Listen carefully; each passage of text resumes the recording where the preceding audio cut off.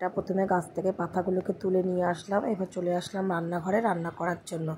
চলো দেখতে থাকো রান্নাটা করি। প্রথমে লাউ পাতাগুলোকে ভালো করে বেছিয়ে ধুয়ে নিয়ে প্রেসারে সিটি দিয়ে নেব, লঙ্কা দিয়ে সিটি দিয়ে নেব। দুটো সিটি দেওয়ার পরে প্রেসার থেকে ভালো করে নামিয়ে জল ঝরিয়ে শিলে ভালো করে বেটে নেব। বাটার পরে ভালো করে পেঁয়াজ, আদা, রসুন, সব রকমের মশলা দিয়ে ভালো করে কষিয়ে শুকনো শুকনো করে নেড়ে নামিয়ে নেব।